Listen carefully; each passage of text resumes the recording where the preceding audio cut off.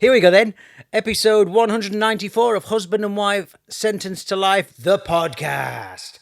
Simon here, Laura. Please like and subscribe to our podcast wherever you listen. We'd really appreciate it. On the YouTubes, on the Facebooks, the Instagrams, the Twitters, what's that other thing called? TikTok. Yeah.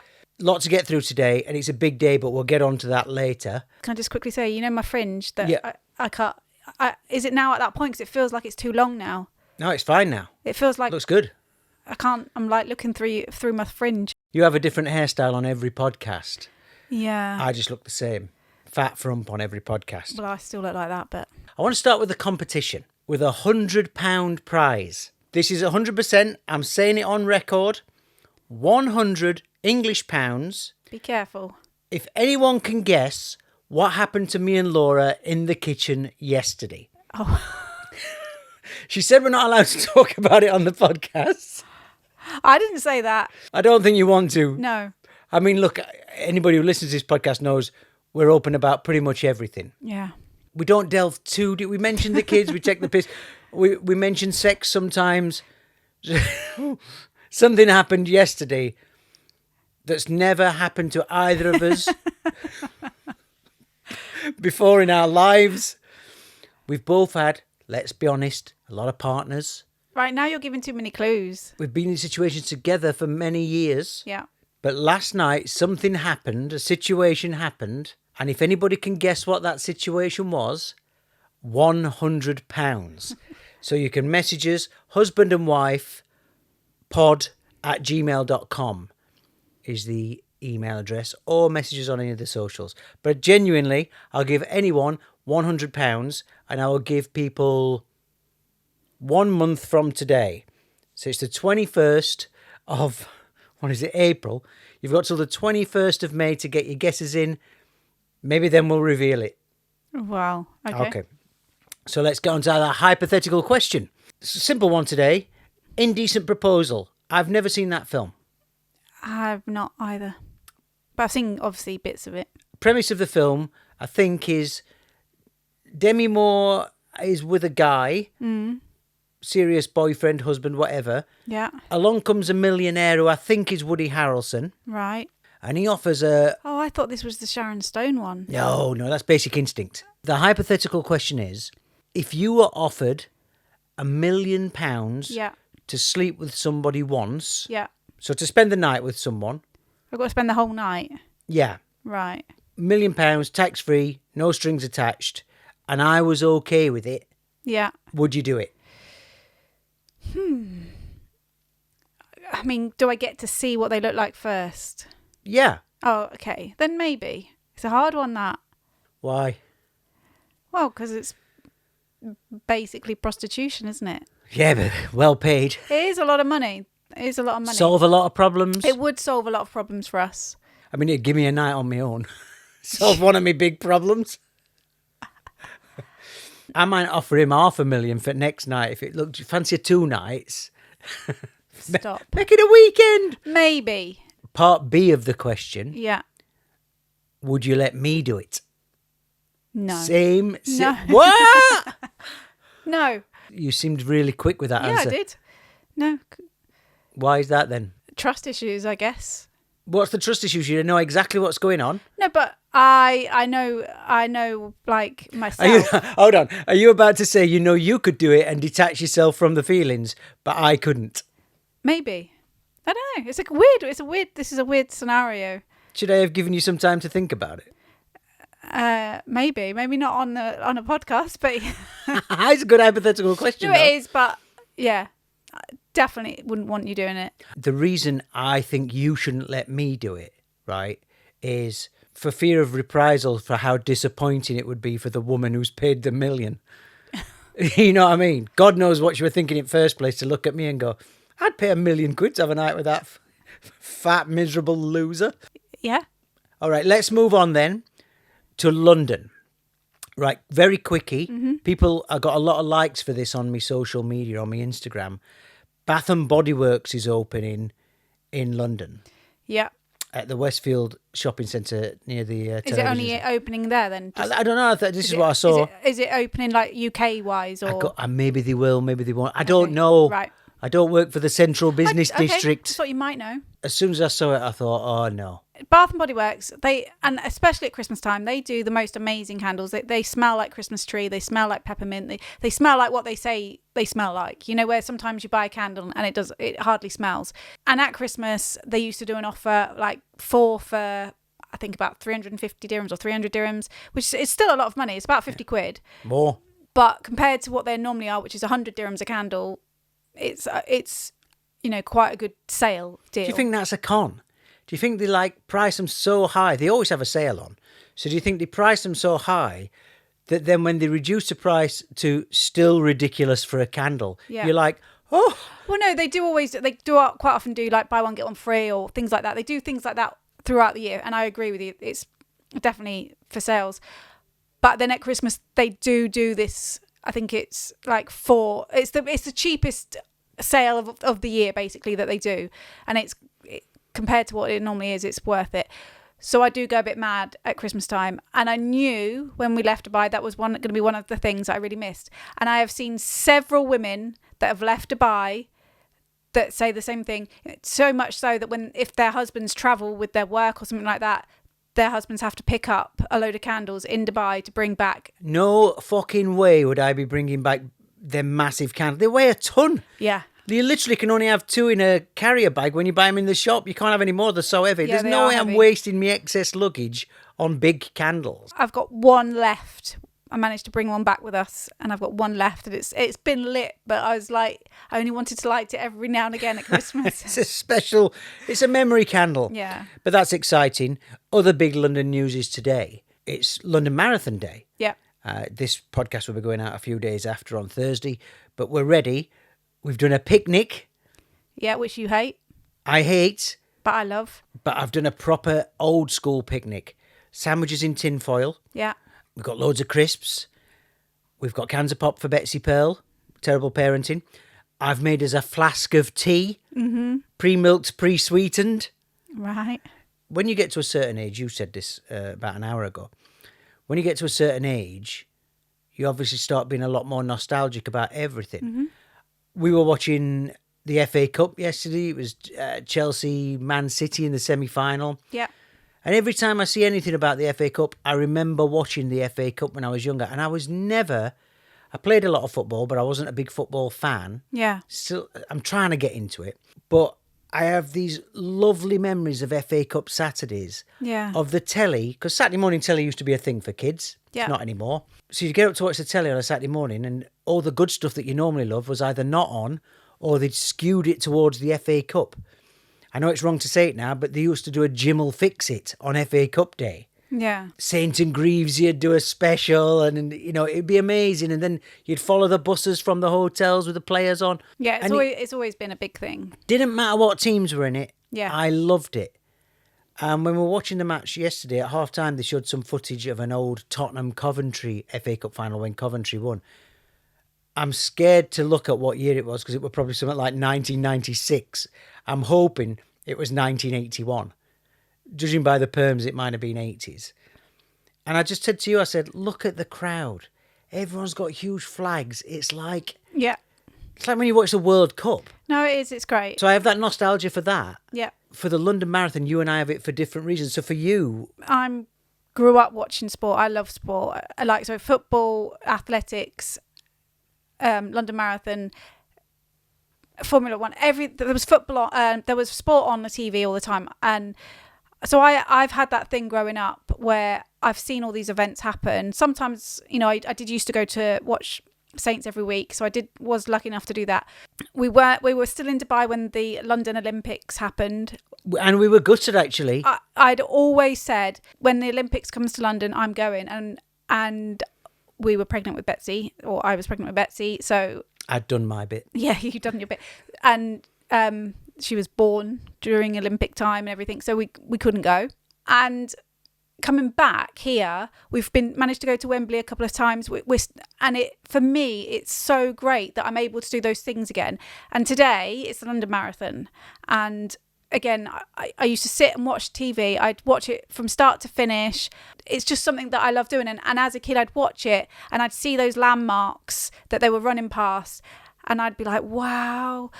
I saw London as I did go to London every now and again, obviously because I'm a southerner.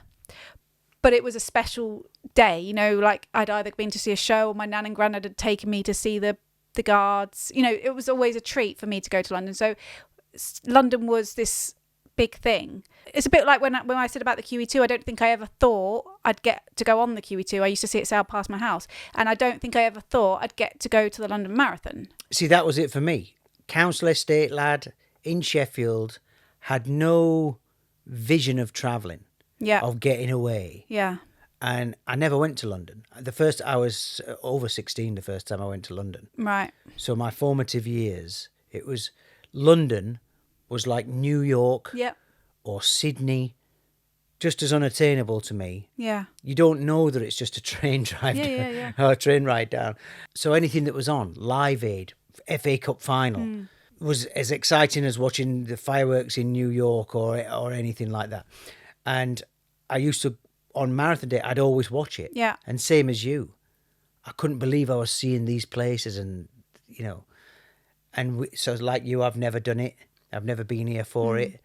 So yeah, it feels like it's a really exciting thing to do today. We went to the Notting Hill Carnival when we first arrived in London, and I think it's that thing that we're here.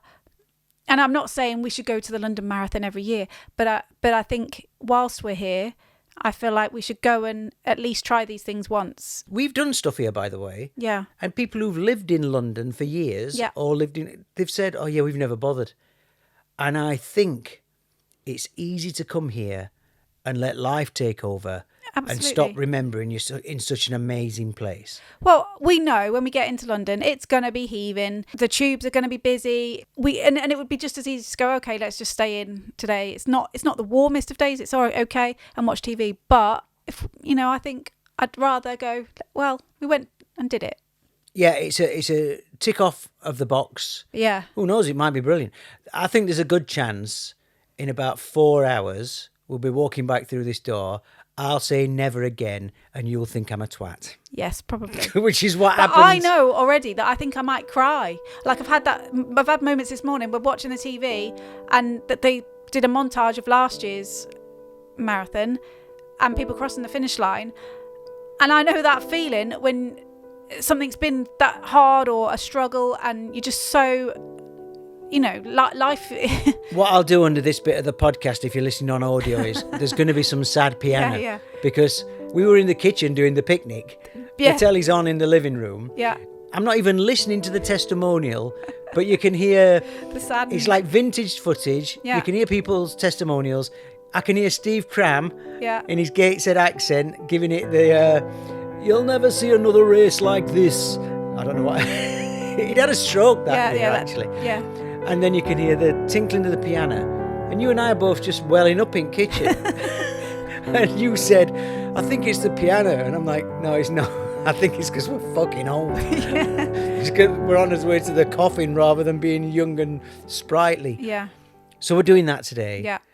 I think Betsy Pearl, who we've had a bit of a weekend with, could not be any less interested. Oh, no, she is okay with it. She's okay with it because I've downloaded an app, which this is a new thing, where you can track the runners, but there's obviously a load of celebs in it that she knows. So I've tried to. You're stalking I'm celebrities. stalking celebrities basically that are running, but because of that, I think she's like, oh yeah, this is cool. Let's fit in one more thing before we get to the icks. It says here, calling women man. You have got this habit, and you've had it for a long, long time, where you call people man. You all right, ma'am? Which, if they're a man, is all right. I grew up in the 70s. I've got that sort of attitude. Chill. I'm not chill, but I think I'm chill. Hey, man, you're right. But often in Dubai, I used to do it. And it just happened to be that often it was Filipino ladies that would work in shops or something like that. And I don't know if you just didn't look at them or what, but you would be like, thanks, man, like that. And I'd be like, that's a woman. Oh, is it? Oh, was it? Oh. And then the other day we were in the car And my mum was here. She was in the front seat. I was in the back seat. This is the day we were driving back from South London to North London after you told us to go to a spring fair that was pretty much 2 hours drive away across London. Yeah. The opposite end of London from where we live. Beautiful area. We got to the spring fair, walked in, and on the door they said, "Have you got tickets?" And I said, "No, we haven't got tickets." Well, yeah. And they said it's sold out. And I said, "Well, there's people coming out. Can we come in?" And they went, "No, it's a whole ticket event." Yeah. Stupid. So we'd driven there for nothing. Yeah. I couldn't be mad at you, of course. No. God knows what would have happened if that had been me. I said, let's go there. But then as we're driving back, I think we were around the Brixton area. This lady winds down her window. And you know when someone's trying Well, don't give it away before we've even started saying it's a lady, because I didn't know. Well, to the rest of us, it was fairly obvious. We all knew it was a lady. But the thing is, people are like, you're one of these where they let you know, oh, you've got a flat tire, or you've Again, you said that with disdain. Yeah, because that's an ick of mine. I'm a helper. Oh, it winds me up. But anyway, this lady winds her window down. She's pointing to something, and you're like, "Oh, what? Sorry." And she goes, "Oh, your door's not shut properly." And then you shut it. "Thanks, man," like that. And her face dropped, and she just wound the window back up. And I was like, "I can't believe you just called her a man." And you were like, "It was a man."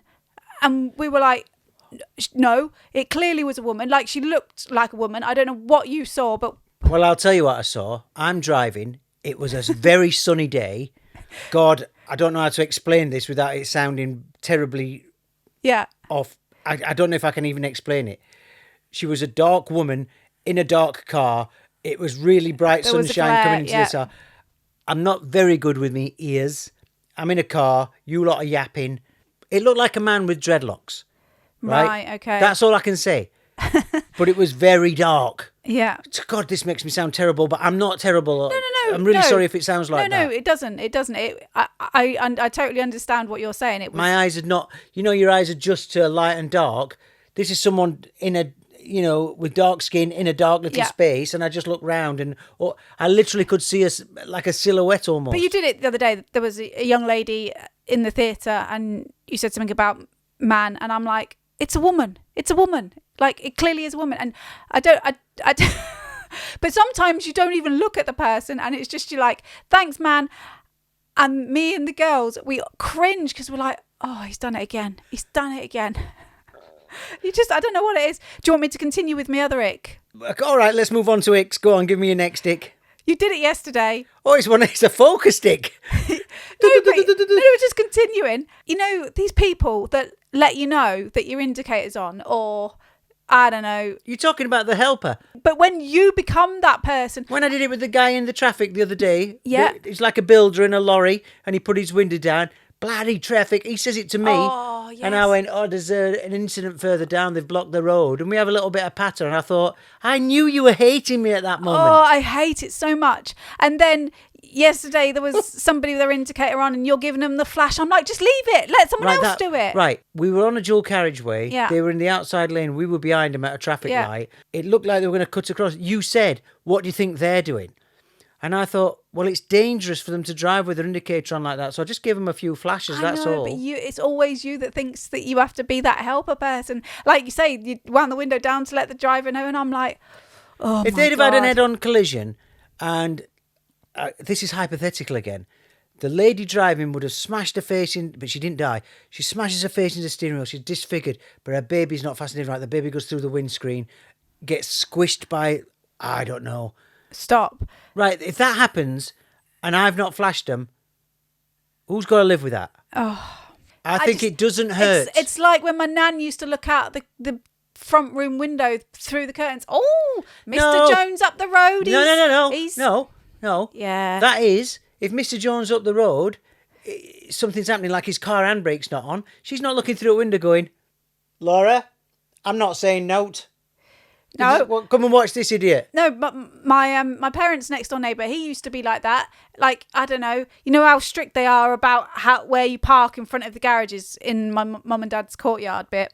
He'd come out, "Can you move across?" That's not the same. Oh. That's not the fucking same. You're painting me as a busybody, curtain twitcher, nosy neighbour. I'm not that. I'm stopping people from getting into trouble. It's a totally different thing. Yeah. Now I feel like I should fucking do a focus stick on you. No. But it's just, when you see those people. I'm going to. I've got one of mine's a focus stick anyway. I know what it's going to be. Go on. You won't know I'm what it's ready. going to be. I bet you don't know what it's going to be. Right. I'm going to save me other ick anyway. I'll move that on to next week. Okay. This is an ick that I saw you do right at the start of our relationship, and it nearly cost you this brilliant relationship. Ooh, someone's fired up You're now. going to be watching Marathon on your own. Go on. Grown-ups chopping up spaghetti. Yeah. That's one of my icks. For myself or for the kids? No, don't say it's for the kids, because I can clearly remember when early in our I've relationship. not got an issue with that. Early in our relationship. I find you doing the twist on the fork as every much of an ick. I don't want to get pretentious. Yeah. I grew up with Italians in my family. One right?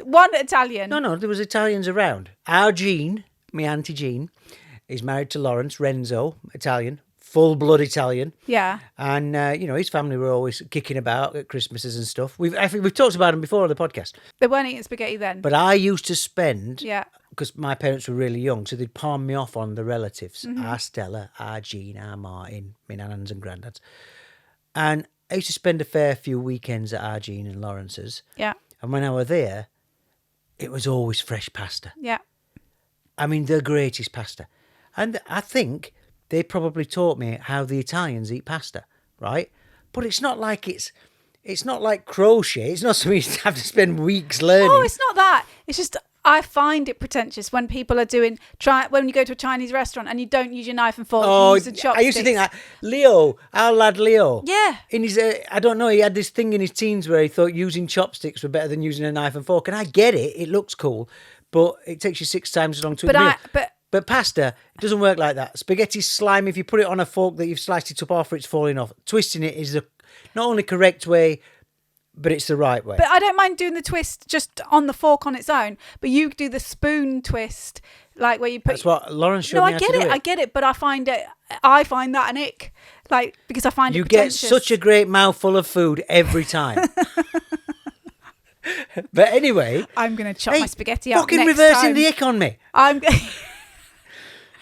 Early on in our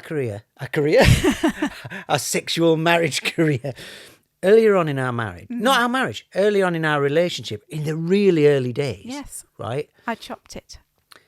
There was a time where you chopped the spaghetti and it was just me and you eating. And I was dumbfounded because I think it's such a chavvy thing. Even for your kids, I think it's quite a chavvy thing to do, because why not just teach them the right way to do it? But for an adult to do it, there isn't much that's put me off you. Well, the only thing I can say, I mean, I don't mind chopping spaghetti. What's Your it? paschetti. Paschetti. I don't mind chopping my spaghetti, and I reckon probably then I was trying to impress you, and when they say what's the worst Hold on. food. No, listen. When they say what's the worst food to eat on a first date, kind of thing, spaghetti's one of them, isn't it? Because spaghetti does.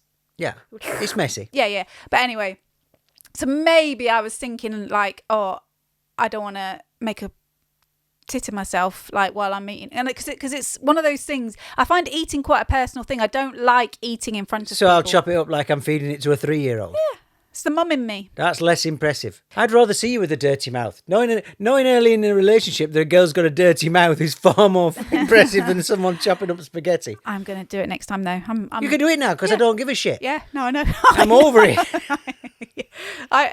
We're definitely not trying to impress each other anymore. It's gone.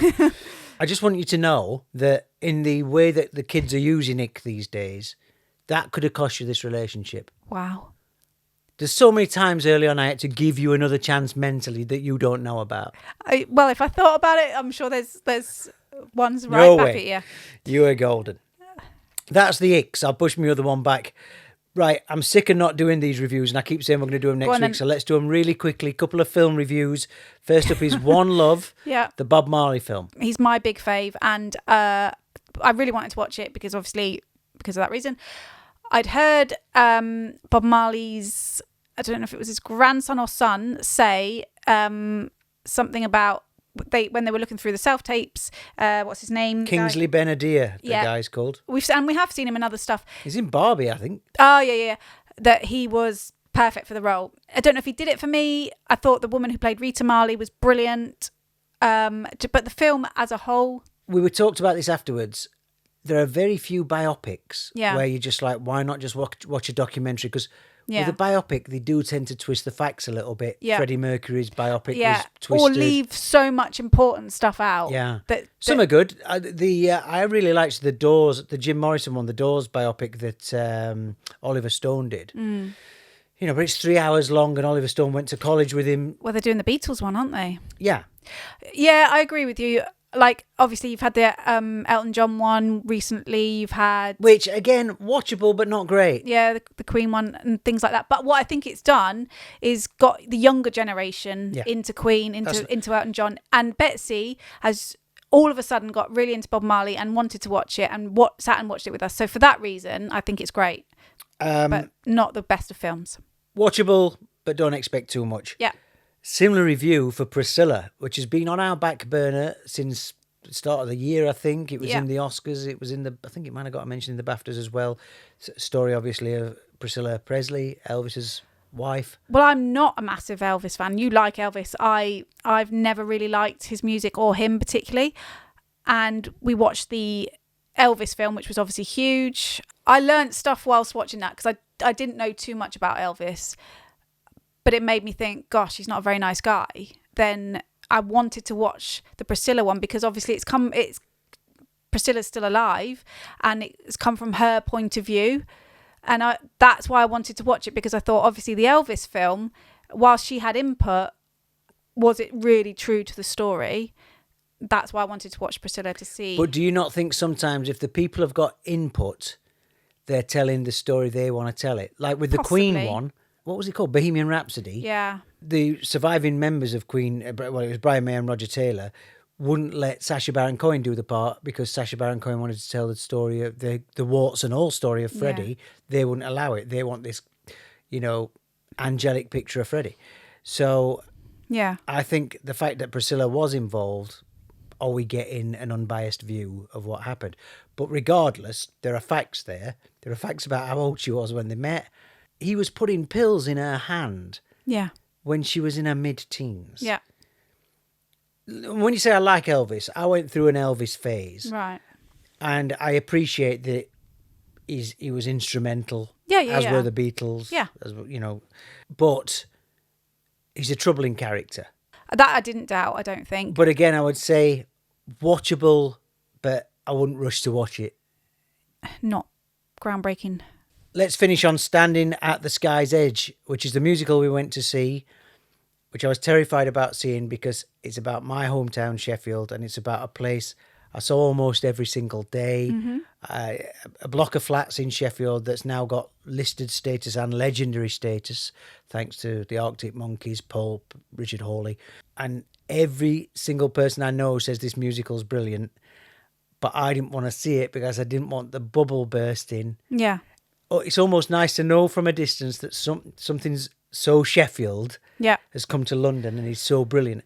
So I was terrified when you said you got tickets. Well, I didn't know anything about the graffiti thing on the bridge. What I will say is I thought it was going to be about the story of the graffiti on the bridge. Yeah. It's not about that. Which we should explain is an urban legend. It's a bit of graffiti that says, I love you, will you marry me? Or something along those lines. And loads of urban myths came around in Sheffield. It was there when I lived there, about unrequited love, people chucking themselves off straight after the girl killing herself, one thing or another. I don't think the story's quite that dark. I don't think it had a happy ending particularly, but it's about these flats. Yeah. And it's about 3 generations of people who lived in these flats. Yeah. The set is amazing because the set looks exactly like... The set is brilliant. These flats have now had a facelift and they've been given these orange and yellow and red tones, and that's built into the set. But then the stage itself is a floor plan of one of the flats. Yeah. And the play jumps through time and back through time. And it ties together quite neatly, but it's neither here nor there. What I thought was really clever, there were times where all 3 generations were in the same flat at the same time and they managed to make it work. It was really well directed, really well, put together. The choreography, and by that I don't mean dances, because it wasn't full on, musical. No, the dance. choreography of how they move people around the stage. Yeah, and around the theatre was tremendous. That for me was my favourite thing of the whole thing. The way they choreographed it. Great songs. Most of the songs, Richard Hawley songs. Yeah. Sheffield lad. Yeah. Used to be in Pulp. Used to be in Long Pigs. Treebound Story. I will say there are in jokes though. I knew them because obviously being with you. But I think if you're not familiar with Sheffield or of the like Sheffield lingo, if you like, if you've not got the Yorkshire accent down pat, there's one scene in particular you won't have a clue what they're talking about. But the funny thing is we sat apart from our girls and I looked over and I knew during that scene, and they both said when they came out, we only got that because of you. Yeah. But what's great is it's not as cliched as maybe the Full Monty or Billy Elliot, where it's we're northern, we don't bally dance.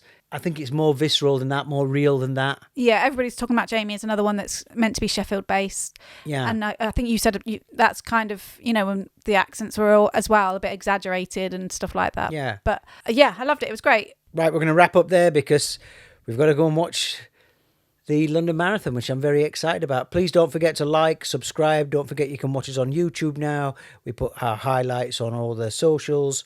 And can you recommend us as well to your friends? That'd be really cool. Tell people if you like the podcast. Tell people. Yeah, that'd be really lovely if you could. And don't forget the competition. Please get in touch with what I asked you. The thing, if you can guess what happened to me and Laura, 100 English pounds could be yours. We'll see you next time, everybody. See you later.